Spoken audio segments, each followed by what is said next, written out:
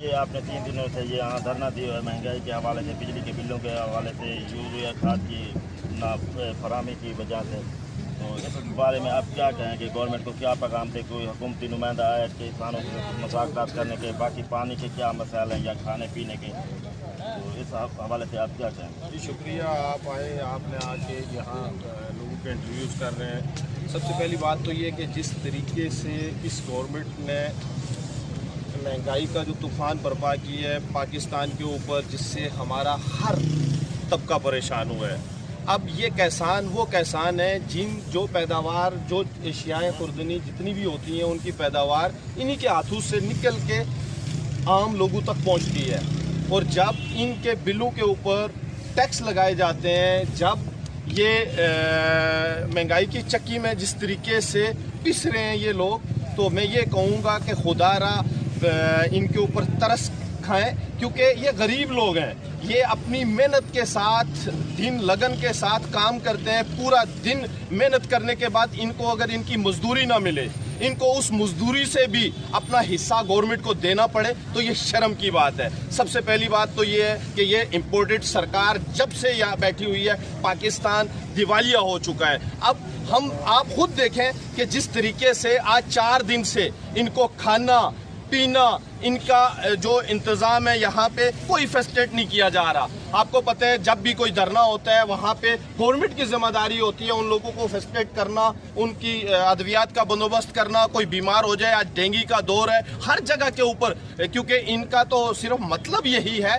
कि ये निचले तबके को जितना हो सके निचले तबके को दबाने की कोशिश कर रहे हैं। इंशाल्लाह अब हमारा हर वो बंदा शऊर रखता है, पाकिस्तान के हर कोने से लोग निकल कर आ रहे हैं। वो इसलिए आ रहे हैं कि वो अपने हकूक की जंग लड़ रहे हैं। अगर उनके हकूक की जंग जो वो लड़ रहे हैं, उनको उनके हकूक का तहफ़्फ़ुज़ नहीं मिलेगा, अगर ये जो सरकार ऊपर बैठी हुई है वो इन गरीबों के हकूक का तहफ़्फ़ुज़ नहीं करेगी, तो इनको मजबूरन फिर अपने हक के लिए लड़ना होगा। ये कोई नाजायज़ धरना नहीं है, ये कोई सियासी धरना नहीं है, ये कोई गलत धरना नहीं है, ना किसी के खिलाफ धरना। ये गरीब लोग अपना हकूक की जदोजहद कर रहे हैं, अपना हक मांग रहे हैं। अगर इनको हक नहीं दिया जा रहा, इनका खाना पीना भी बंद किया जा रहा है। कंटेनर लगा के रेड जोन को सील करने वालों से कहेंगे कि खुदा के लिए अगर आप इसी तरह हर गरीब के ऊपर जुल्म करेंगे, तो आपको फिर दूर नहीं है कि आपका बोरिया बिस्तरा फिर पैक करना होगा, आपको यहाँ से जाना होगा।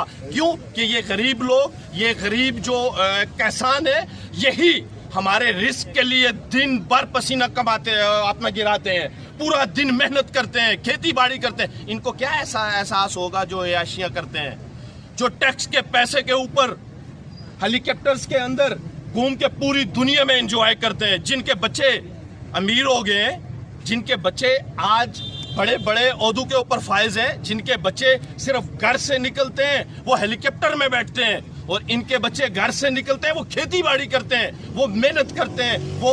और अल्लाह ताला का इरशाद है कि जिस इंसान ने हलाल रिज़्क़ कमाया, अपने बच्चों को खिलाया, वो मेरा दोस्त है। तो रब जिसको दुनिया में दोस्त बनाता है उसकी शान क्या होगी? अगर किसानों की शान मैं ये कहूं कि ये कम नहीं है, क्योंकि ये हलाल रिज़्क़ कमाने वाले हैं, ये हराम कमाने वाले नहीं है। अगर आप इनके साथ भी इस तरह नाजायज़ करोगे, क्योंकि ये इस्लामी रियासत, इस्लामी जमहूरिया पाकिस्तान में एक ये इस्लाम के नाम के ऊपर मुल्क बना है, जिसका मतलब है ला इलाहा इल्लल्लाह। अगर यहाँ पे भी इनको इंसाफ नहीं मिलेगा, यहाँ पे भी इनके साथ जुल्म होगा, तो इससे अच्छा है कि मैं तो ये कहूँ कि जो बाहर जितने भी मुल्क हैं वो कम से कम इंसाफ तो करते हैं, वो कुत्ते का इंसाफ करते हैं, लेकिन यहाँ इंसान का इंसाफ नहीं है। आप देखें यहाँ पे किस तरीके से लोग रोडों के ऊपर सोए हुए हैं, 3 दिन हो गए लोग भूखे प्यासे या एहतजाज कर रहे हैं। वो क्या कर रहे हैं? उनका गुनाह क्या है? फिर राना सनाउल्लाह जुल्म बहा रहा है, जिस तरीके से इनके साथ वो ज़्यादती कर रहे हैं कि मैं अंदर नहीं आने दूंगा। ये पार्लियामेंट के अंदर जितने भी लोग अपनी नशिस्तों के ऊपर बैठे हुए हैं, इसी अवाम ने इनको सेलेक्ट किया है। तो ये वक्त दूर नहीं है कि जब इनको रिजेक्ट किया जाएगा।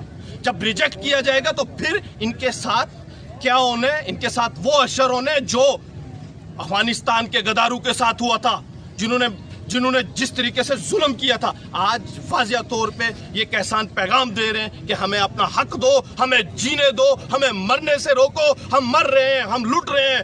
फिर ये सैलाब का बहाना लगा के यहाँ बैठ जाते हैं, ये कभी डेंगू वायरस का बहाना लगा के यहाँ बैठ जाते हैं, कभी ये कोरोना का वायरस का बहाना लगा लेते हैं। लेकिन आज क्योंकि सैलाब वाले वहाँ तड़प रहे हैं, किसान यहाँ पे तड़प रहे हैं, और इनकी ये ऐशियाँ लंदन, अमेरिका, यूनाइटेड नेशन के अंदर जो जिस तरीके से ये अपनी ऐशियाँ कर रहे हैं, जिस तरीके से ये अपनी ऐशियाँ वहाँ पे जाके मना रहे हैं, तो कम से कम इनको पाकिस्तान का तो ख्याल ही नहीं है। यहाँ गुर्बत भाईजान इतनी है कि खुदा की कसम अब 2 वक्त का नवाला इन्होंने छीन लिया है, 2 वक्त का नवाला इन लोगों से छीन लिया है, जो बेचारे अपना हलाल रिज़्क कमाते थे, जो पूरा दिन मेहनत मजदूरी करते थे। आज देखें कोई दिहाड़ीदार, रेड़ी वाला, छाबे वाला, ढाबे वाला, हर बंदा वो परेशान है। इनको परेशानी का क्या एहसास होगा? इन्होंने कभी गुर्बत देखी नहीं, इन्होंने कभी देखा ही नहीं। इनके बच्चे ऐशियां करते हैं हमारे टैक्स के पैसे के ऊपर, और हम जुल्म सह रहे हैं। हमारे बच्चे अपनी कुर्बानियां देकर, अपने मेरिट की कुर्बानियां देकर इनके बच्चों का मुस्तकबिल बनाते हैं, अपनी जानों की कुर्बानियां देकर इनके बच्चों, इनकी औलादों, इनकी नस्लों का मुस्तकबिल बनाते हैं। क्या इनके बच्चों का, इनके किसानों के बच्चे स्कूलों में नहीं पढ़ सकते? इन किसानों के बच्चे क्या ऊपर नहीं आ सकते? जिन किसानों ने मेहनत करके आपकी मैशियत को बेहतर किया है, जिन किसानों की मेहनत के साथ आपकी मैशियत ऊपर आती है, आप ज़र मुबादला करते हैं, आप ज़र मुबादला के जितने भी आपको पता है ज़ाहिर है वो इन्हीं किसानों से पैदा होते हैं। ठीक है, अगर आप, पहली बात तो ये है कि आपने महंगाई तो बहुत ज्यादा की है, अब आप कहते हैं किसान मर, आप कहते हैं कि तो हमारी बेड़ा हो गया, आ रहे हैं कि जी पाकिस्तान दिवालिया होने की, तो दिवालिया का जब हकूक नहीं देंगे आप, जब किसानों को वार के साथ लगाएंगे तो फिर क्या होगा? फिर पाकिस्तान का बच्चा बोलेगा कि आपको जाना होगा, आपको अपना बोरिया बिस्तरा पैक करना होगा, नहीं तो इन किसानों को उनका हक देना होगा, क्योंकि यही किसान है जो जदोजहद करते हैं हमारे लिए, जो अपने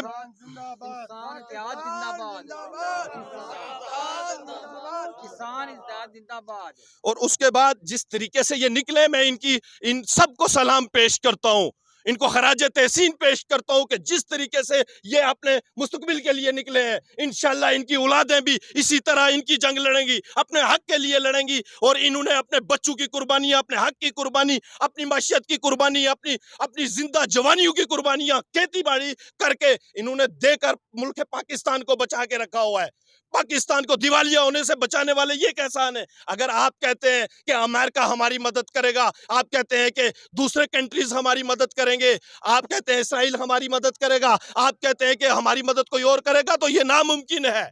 ये मदद यही लोग करेंगे, यही किसान करेंगे, यही माशियत को ऊपर लेके आएंगे, यही रोजगार के मौके फराहम करेंगे, यही बेरोजगारी कम करेंगे। यही लोग हैं जो अपने खून पसीने से इस माशियत की बेहतरी के लिए जदोजहद कर रहे हैं।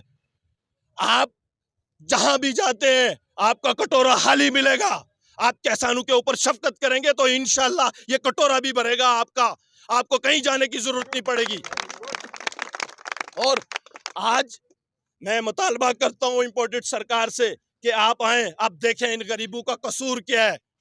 मैंने सुना है कि वो तैयारी कर रहे हैं कि हम शेल भी लेके आएंगे, अगर ये नहीं रुके तो हम इनके ऊपर दूसरे तरीके से कल धमकियां पुलिस वाले भी दे रहे थे। लेकिन वो पुलिस हमारी है, हम रियासत के अदारों को टकराने की बात हम कभी नहीं करेंगे कि अदारा कोई भी हमारी अवाम के साथ टकराए। लेकिन हलाल रिज़्क कमाने वाले के अंदर इतनी ताकत होती है कि वो 50 हराम खोरों का एक बंदा मुकाबला कर सकता है। क्यों? क्योंकि उसके जिस्म के अंदर, उसके खून के अंदर, उसके नजरिए के अंदर हलाल रिज़्क, हलाल की वो कमाई उसके जिस्म के अंदर सरकट करती है कि वो बड़े से बड़े तूफान का मुकाबला कर सकता है। तो इंशाल्लाह ये किसान एहताद यहाँ आने वाले, यहाँ के जितने मजलूम, जितने भी गरीब, जितने भी लोग अपने घरों को छोड़कर, अपने रिज़्क, अपनी दिहाड़ी को छोड़कर, क्योंकि इनकी एक दिहाड़ी ऐवान में बैठे हुए 1 महीने की सैलरी लेने वाले से ज्यादा कीमती है।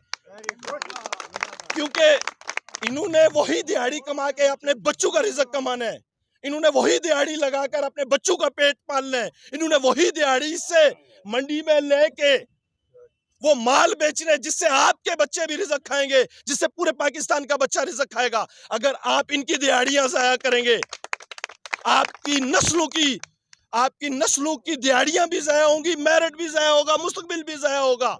मैं ये कहूंगा हुकूमत से कि आप आए, इनके ऊपर तरस खाएं, इनके मुतालबात माने। कोई नाजायज मुतालबा आपसे ये नहीं कह रहे कि हम ऐवान में आना चाहते हैं, आपसे ये नहीं कह रहे कि आप असेंबली की नशिस्तें खाली कर दो, हम वहां बैठना चाह रहे हैं, आपसे ये नहीं कह रहे कि हम कोई नाजायज काम स्मगलिंग करना चाह रहे हैं, आपसे ये मुतालबा नहीं कह रहे कि हम कोई असला चलाने लगे हैं, हम कोई और गलत काम करने लगे हैं। आपसे ये कह रहे हैं, आपसे ये कह रहे हैं कि खुदा के लिए हमारे बच्चों का रिस्क, मेरिट तो आपने छीन लिया, तालीम तो आपने छीन ली, ठीक है, आपने सेहत तो छीन ली, लेकिन कम से कम मजदूरों की दिहाड़ी, अपने बच्चों का मुस्तकबिल, उनकी रोटी, उनका कपड़ा, उनका मकान तो ना छीनो ना यार, खुदा का वास्ता है। इनका ये मुतालबा है, जिंदाबाद, इनका ये मुतालबा नहीं है, इन किसान बेचारों का ये मतलब कि हमें टाइम की रोटी मिलनी चाहिए। आपका होगा ऐवान उठे हो जो लोग, आपका मुतालबा होगा कि हम हालात लेंगे, आप मुतालबा होगा कि हम ये इनमें से कोई वडेरा भी नहीं है, इनमें से कोई जागीरदार भी नहीं है, बेचारे अपनी 4-4 एकड़ 5 एकड़ जमीन 2 एकड़ के वो काश्तकारी करते हैं, जिससे अपने बच्चों का पेट पालते हैं। और जब आप इस तरीके से इनके साथ नाजायज करेंगे, आप टैक्सेस बढ़ा देंगे, आप बिजली महंगी कर देंगे, आप पानी के ऊपर भी टैक्स लगा देंगे, आप ट्यूबवेल के ऊपर भी टैक्स लगा देंगे, आप बताए ना, तो ये कहाँ जाएंगे, ये किस मुल्क में जाएंगे? ये जरी पैदावार मुल्क है। यहाँ पे आपको पता है पाकिस्तान वाहिद वो मुल्क है जिसमें 4 मौसम है, अल्लाह ने दिए। एक मौसम में अल्लाह जब सर्दी आती है तो लोगों को रिज़्क का बहाना बना के उनको रिज़्क देता है, अल्लाह रिज़्क देने वाले। आपसे रिज़्क हम नहीं मांग रहे, हमसे अपना हक मांग रहे हैं, क्योंकि अल्लाह ने 4 मौसमों में रिज़्क देना है।